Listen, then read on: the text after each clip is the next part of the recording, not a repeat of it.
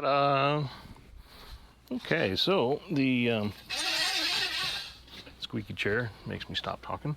Anyway, the last time that we talked, there was like a significant amount of corrosion and whatnot on the fount here, and I've gone through it with Mother's mag and aluminum polish, ta-da, and quadruple aught steel wool, and that has done a magical bring back to life look on the fount here.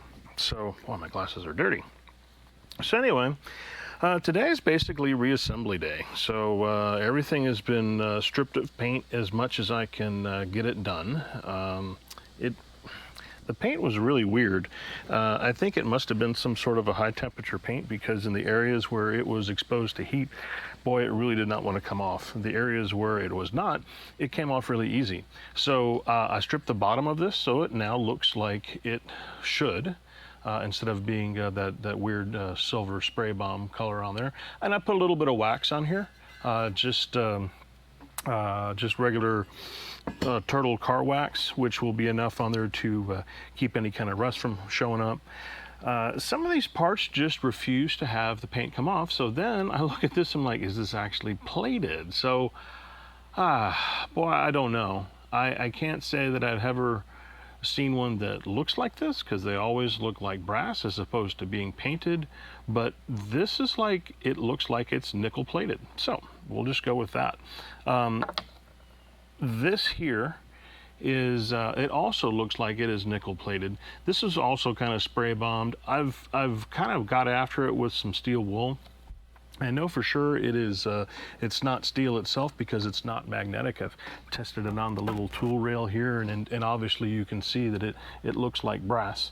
So this likely was originally nickel plated also, because it just does, that's as far as it goes. So the areas where they had kind of sprayed it again, I tried to kind of polish that off with some of the steel wool because it wouldn't come off any other way. And so it looks a little bit more dark and uniform instead of being a spray bomb monster. So I also got the collar cleaned up, and this needs probably a little bit of a buff on it. So this one was like, again, sprayed with that silver paint, and it just didn't look right, you know, because the collars on these were never I'm trying to see if I've got one here. I do not. The collars on these were always like an industrial type finish. They were never supposed to be shiny, and so that's how they're supposed to look. And that just had that overly uniform paint color to it, which it shouldn't be, shouldn't look like at all. So what I did with this is I basically stripped it off with the aircraft paint stripper, and then applied some turtle wax to it to prevent any kind of rust. And so now we've got a patina on here, which is nicely preserved and looks appropriate for what we're trying to do, as opposed to it looking overly cleaned and polished. Speaking of overly cleaned and polished, the generator. This also would not come clean, and even though this is like really super shiny right now, a few minutes of use and stuff like that, and it'll dull back out, but at least it won't be sitting there looking like a big shiny painted sore thumb, which was just really bizarre.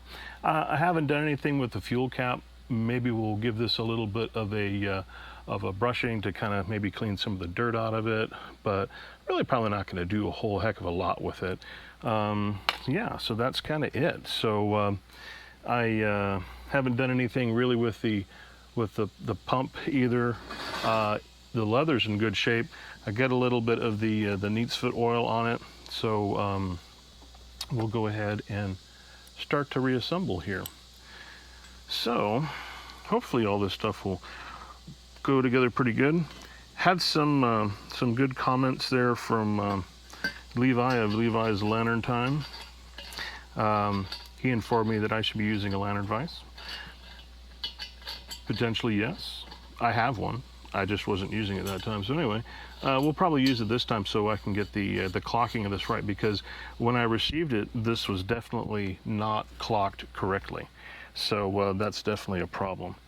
So, right, so that's in. This simply sits back on there, and it's already looking, you know, more like it should. I really didn't like the way that paint looked on it. You know, with help from Levi there, and guesstimating where the time it was. This is, you know, from a late 20s to early 30s. So probably, I think he said you could probably say it's a 1928 or something like that. But yeah, because these, like I said, it has the month on the bottom, but it doesn't have the year. So it's anyone's guess. So let's see. The next thing we want to do is we want to get the burner cage. So what I did with the burner cage is actually nothing. I didn't do anything with the burner cage. I was going to strip it, but upon further looking at it, there is a pretty significant amount of pitting and corrosion that's on here. And my concern would be that if I was to strip all this paint off, there's a good chance that any kind of the protective plating they had underneath it is gone, and it would just continue. It would just start off rusting again. So don't want that. And as much as I really don't care for the look, we're going to leave it. So what I'm going to do here, I'm just going to kind of try to tap out this little bit of a concave that it's got that's been kind of over tightened a bit. So yeah, tap out. Yeah, I actually have to hammer it, I think. Yeah, and as I do that, you can see there's some filiform corrosion that's coming loose that's under the paint. So this also almost kind of looks like they didn't really do a good job of surface prep on here, and just painted it. That's looking pretty flat. So as a result, we've got some of that rust traveling underneath the paint here. So yeah, we're just going to go ahead and slap it together regardless. Yeah, I probably could actually really strip this down, but yeah, I'm afraid that I'm going to fix it till it's broke, right? So I don't think that this is ever going to look like it ever did when it was first sold. So I'm not going to really, I think, stress too much about getting it back to perfect, but we'll at least get it back to where it looks like it's supposed to. So and this is actually the way that it's supposed to be clocked. The tip cleaner should be here, and this should be over the valve. And it was like, I believe it was clocked like this, which is like super weird. So we'll see how all this works once we put the tip cleaner assembly back in here, because we'll have to see how it tightens down. If it's been over tightened, then I may have to resort to this fix over here, which is the Indian Head gasket shellac compound, which I really try not to use, but we'll see what happens. So we're just going to start this here by threading this in. I could technically make this easier on myself by pulling off the bail, but I guess I'm going to do it the hard way. Hopefully that's engaged. Yeah, it is. So we're just going to kind of use the bail to our advantage here to spin this down. See how far we have to go to get it. Yeah, I can see why. Yeah, so I think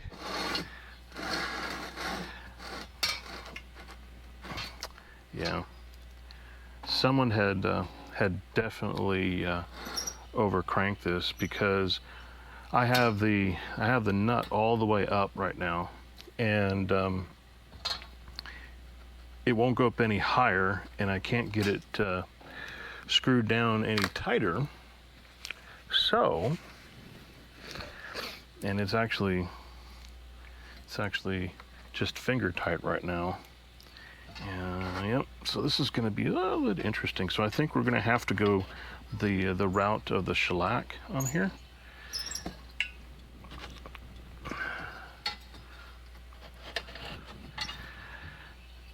because normally what you can do is that just making sure everything is where it's supposed to be, and it is. Yeah, it's just been really severely over tightened. So yeah, because normally you'd be able to get it in here and get this clocked about like this, and then you'd be good to go. And then you would just tighten down this nut here to hold the collar on tight, and then or hold the burner or the frame down tight. And then everything's good, because then you can put it exactly where it's supposed to be. And unfortunately, we can't. So I'm gonna have to see how far I have to go before I start encountering some resistance on this thing.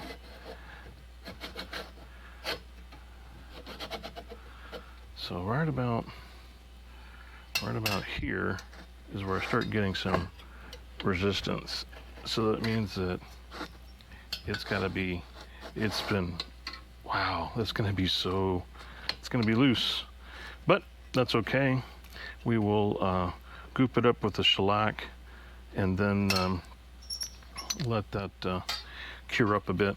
So we may not get this thing actually lit today with with that whole shellac thing that we got to do. The other side of the coin is that I guess I won't be pulling out my fount vise. I'll have to show it though, just so I can show that I actually do have one. Others have been watching this, have seen it on previous videos, and so they know that I've got one. So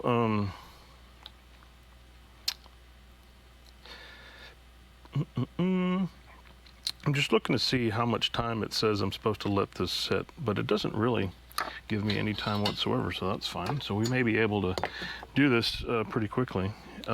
It does say to spread on and let the parts become tacky, and let me tell you, that's not a big stretch there, because this stuff is pretty tacky as it is. Yeah, that is like about 500 times more than I really want to put on there. Try to keep it out of the hole. It says I'm supposed to get some in there too. I don't know how well I'm going to be at doing that, but we'll just kind of do like that and hope for the best, right? So I want to get this off the end because I don't want to block the hole. I'm probably going to just wipe some of this stuff off, because this is, you know, obviously designed for a much more heavier application than what we've got here. So the brush is not exactly the most precision instrument. So that's pretty gooped up. It says let parts become tacky, so maybe we'll let it sit here for a minute. Screw this back down so the whole bottle doesn't become tacky. And then we can figure out what can we do in the meantime. Let's see, what can we do in the meantime? Well, we can put the screws back into the burner head, and then mount the valve knob back, so we can do that. So let me go ahead and screw some of these in here. Appreciate the comments and stuff that people have been leaving lately. That's great. I like it, people asking questions. I can always see if I can help out a little bit with that. Let's see. This is on here. Put this on here. Yeah, that's the other thing too. Like with these direction discs and stuff like that. You know, as much as I'd like to clean these, I usually don't. Mainly because the lettering that's on here is barely on there. I mean, it does not take much to dislodge it. So I've definitely put stuff on there and rubbed it just with my finger, you know, gently, and ended up dislodging or actually removing the the lettering off of it, which is really super disappointing because you know you can't do anything with that. So, well, that sounds kind of crunchy, doesn't it?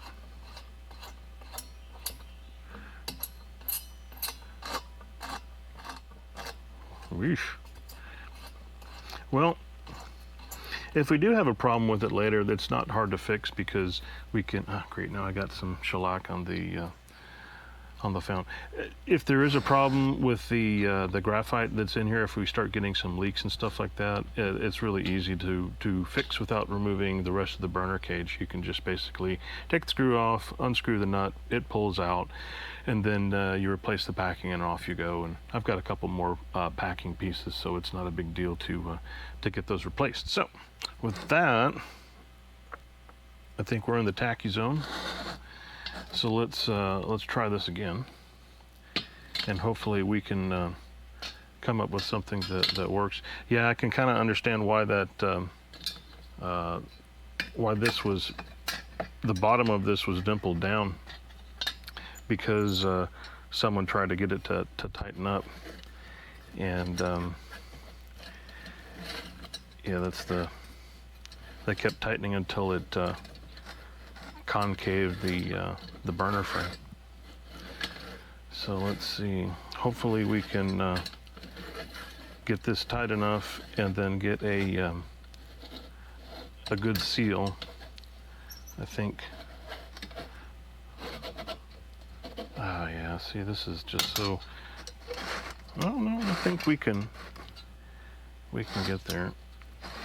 We're going to, at least. I think, no,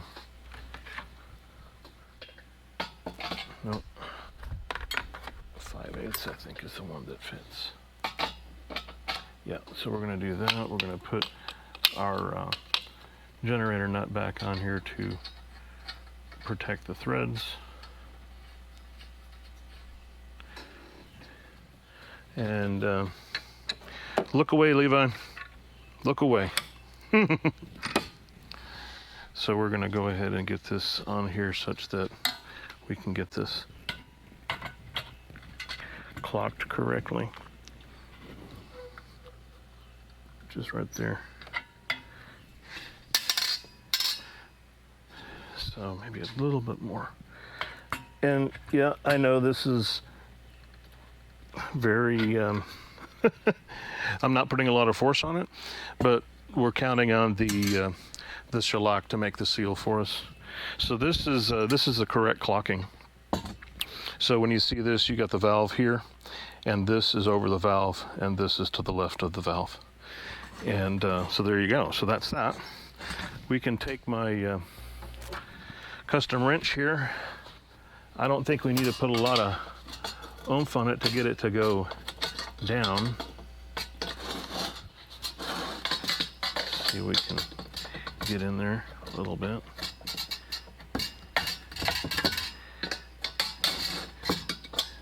Just take a little bit of dancing from side to side here to get this to seat in there some. Let's see, how sturdy is it? Oh, I could use a little more.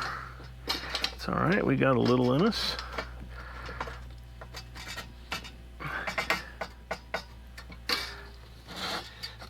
Oh yeah, that's solid. I don't need to go any more than that, so that's good.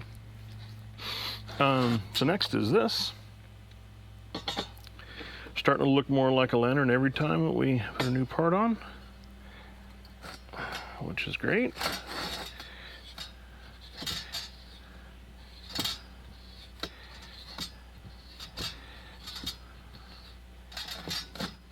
Okay. Is our screw visible? Let's see. Seems like it, because the point goes right through there, so that's great. I'm going to go ahead and put our locking screw in here so it doesn't go wandering around.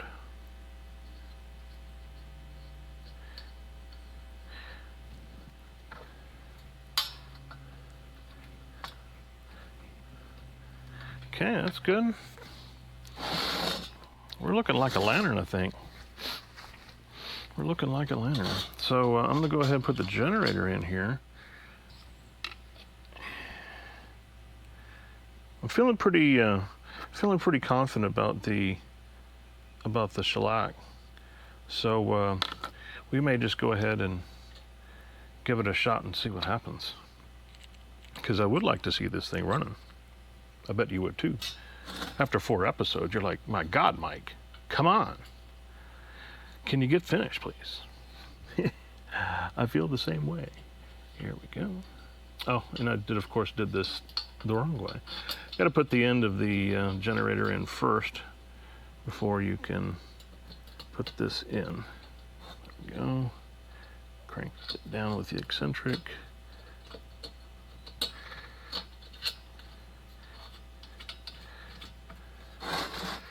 Okay.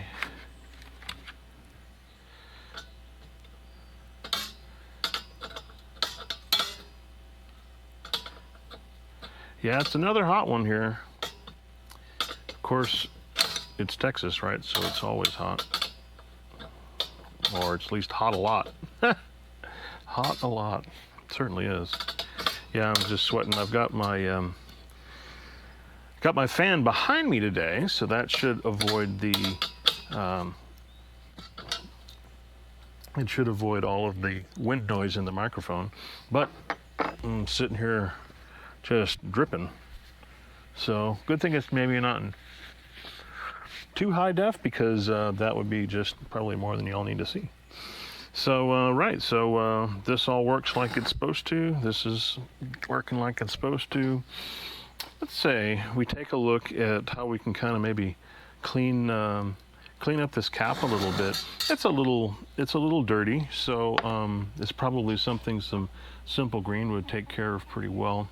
I've got my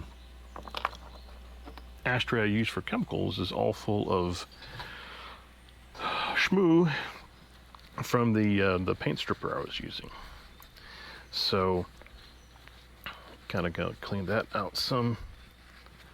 Throw some simple green in here and see if we can't clean this up. Actually, you know what I'm thinking I should do is, if I was actually even the slightest bit smart, why am I trying to scrub this when I can use the ultrasonic cleaner? Aha. Okay. Need my bigger screwdriver so I don't mess up the head here.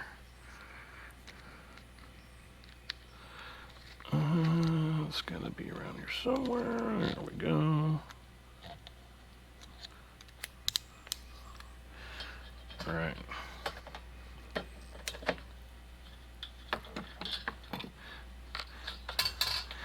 Okay. Yeah, this will just throw in here for a minute. We'll probably edit this out because it's going to be noisy. Okay. It actually doesn't look too bad. It's not going to be stunningly clean, but I just wanted to kind of get some of the knurling cleaned out a little bit. So it looks pretty good. So we'll go with that. Yeah, I think we can try lighting this thing, you know? I think we can give it a try. See, we'll just put that Indian Head Shellac to the test right off the bat. Oops.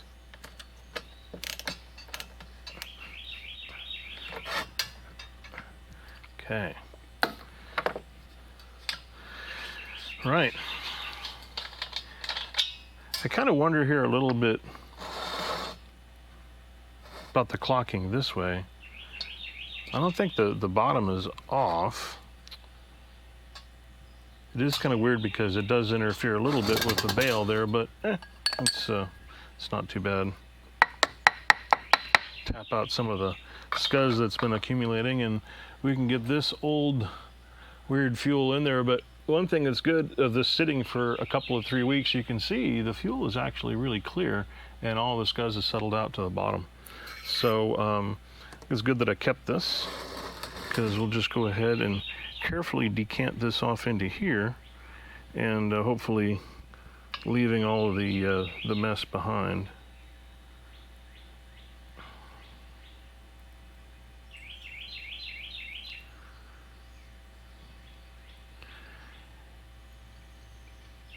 Yeah, these Erlenmeyer flax are really pretty good for this kind of stuff, because it does definitely help separate stuff out, and you can see any of that junk on the bottom trying to get out.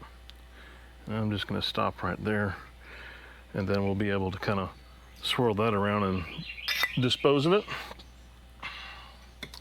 But that should be enough to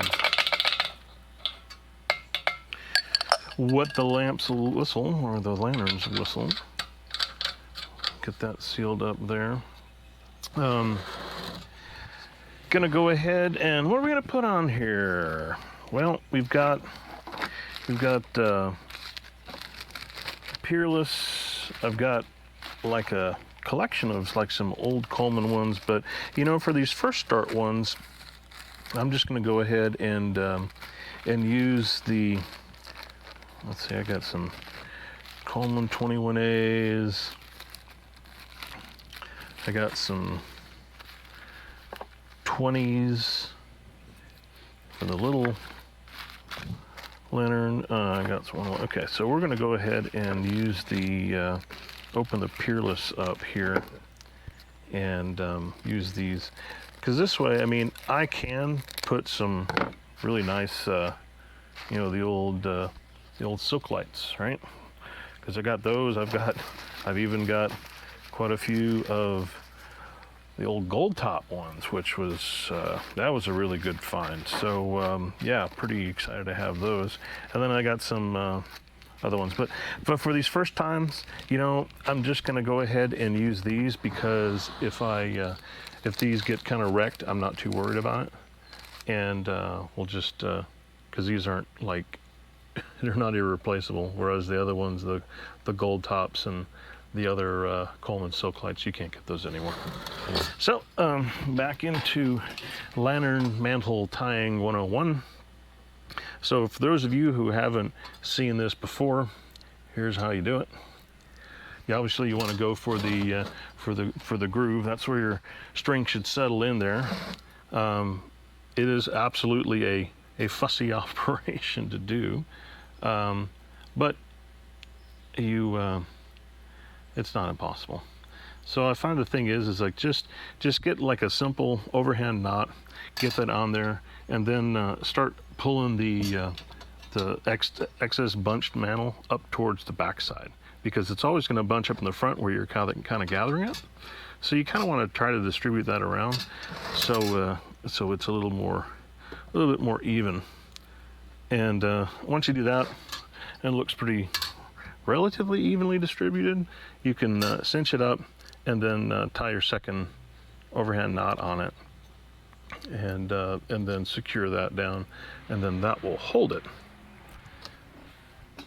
Always, always, always clip your lantern mantle strings. They're not gonna burn off, and if they do end up touching the glass when you're if you happen to have it on there and they touch the glass, then what'll happen is it'll leave a white mark on the glass and it won't ever come off. So you'll mess up your globe. And then finally, for the last bit, you want to turn the flat side towards the generator. And then for the other side, it's just quite simply lather, rinse, repeat. So let's do this.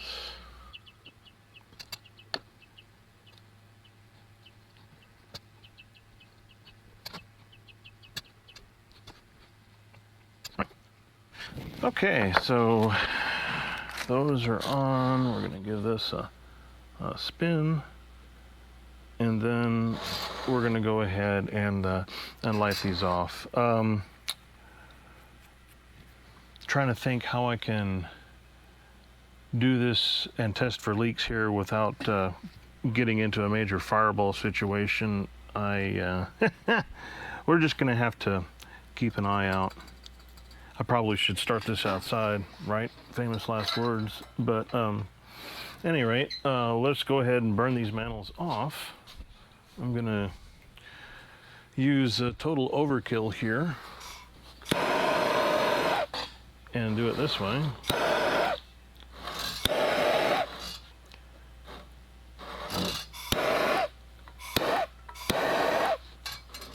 I'm pretty sure somebody is cringing right now.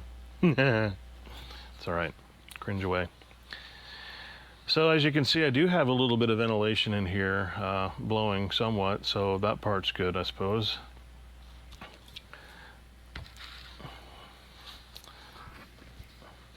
But we'll just let these burn off. I do have the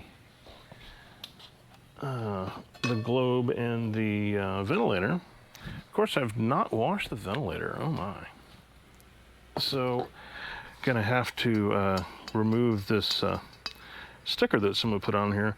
You definitely don't want to light anything with a sticker on it or anything like that, as of course you know, these ventilators, they get really hot and they will absolutely bake this stuff on and may even try to bake it into the porcelain. So what I'm gonna do is I'm gonna go ahead and wash this. So we'll be back after a brief pause here. So here we are back with the newly freshly washed ventilator, which is actually in really good condition except for the very top.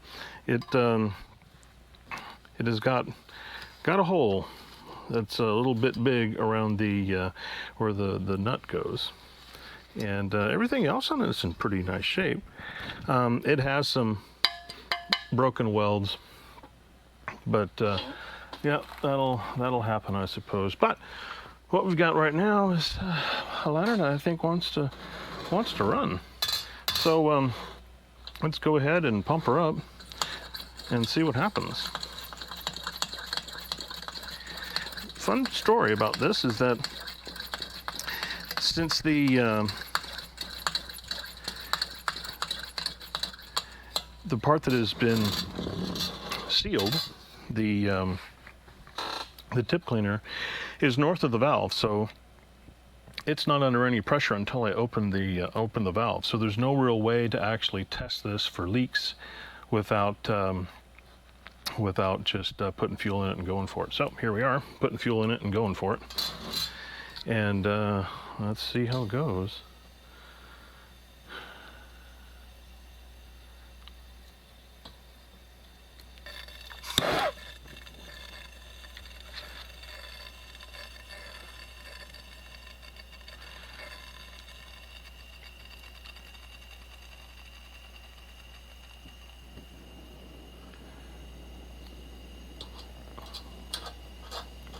On this all the way. Yeah, these mantles are always yellow when they start, and they get progressively whiter. So this looks like a really super yellow flame right now, and I know that I've gone through the burner tubes and I've rinsed and flushed them out. But well, that doesn't look real great, does it, huh? See if we need some more pressure here.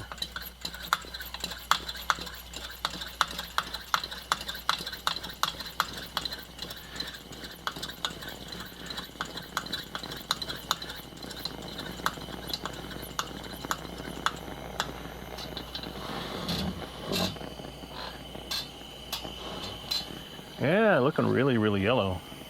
So this is another good reason why you want to use mantles that you don't mind tossing away. Although what I'm seeing is that it's some of that is burning off. It is getting whiter in some areas.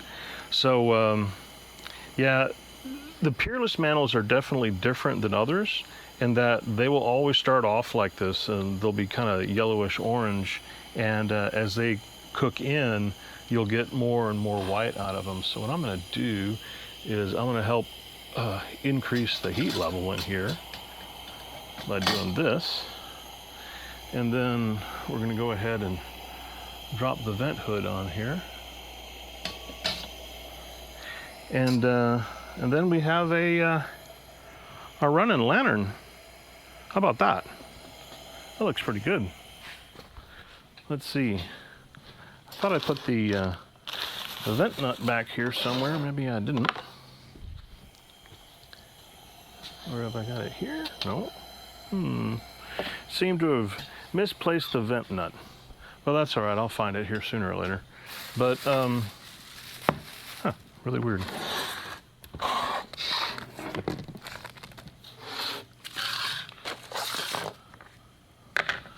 Yeah, I don't see where it's got to. But, yeah, it'll be fine. I'll find one sooner or later. Yeah, so as you can see here, as it continues to run and cook the mantle in, they're definitely getting more white. So, like I've said before, whenever you start off and the other good thing is there's no fuel leak out of here, so yay for that. But anyway, when you light a mantle for the first time, you got to let it run for 30 minutes to really bake in, and these especially have got to run for a long period of time to get whatever it is that causes that off color in there to burn off. But yeah, so there we go. That is the 228. I'm not sure what. Late 1920s, early 1930s. Found this one in Wimberley, Texas, for $12, and basically spent some time with it, and away we go. And it looks like it's supposed to now. It's you don't even really notice the spray bombing it, but nearly as much, since it's not on the collar and the internal parts there are cleaned out. So yeah, we'll just let this thing continue to run, and it should be really nice. And also really nice to see the rising sun Coleman in there with the original globe still on it. And well, I say it's original globe. That may not be true, but at least it's an old one. that's pretty accurate for the time period and when this lantern was made. So anyway, that is it. That is the end of the rebuild on this one. I'll find myself another ball nut for the top. Actually, I may have one sitting back here in my bag of tricks. I've got one that's a newer one, but it should work, and at least we'll have a ball nut on it if this is the right diameter. Yep, it is definitely quite warm. But there you go. So that is all complete, and that will stay on there. So thanks so much for watching. It's been quite a journey to get this one going, but I think the results are worth it. And as you can see, the mantles continue to get whiter as we go. If we would do with like the Silk Lights or the Coleman 21s, they go white almost immediately. So, when they say, hey, when you start your lantern up and you get these really yellow flames out of it, it's your burner tube's blocked or something else like that's wrong. That's definitely possible, especially if it's kind of a smoky flame and it's carboning up the mantles. But you may just have a situation where you have mantles that are like these that just need to be run a while before they've turned fully white, because you can see the difference in front of that one and the back side of it here. Hopefully I'm holding this in an angle. There you go. So like this versus this, you can see there's quite a bit of difference. But yeah, so that's it. Like I said, thanks for watching on the journey on this one. It's a little bit of a long one, but worth it, I think. And until next time, keep them lit.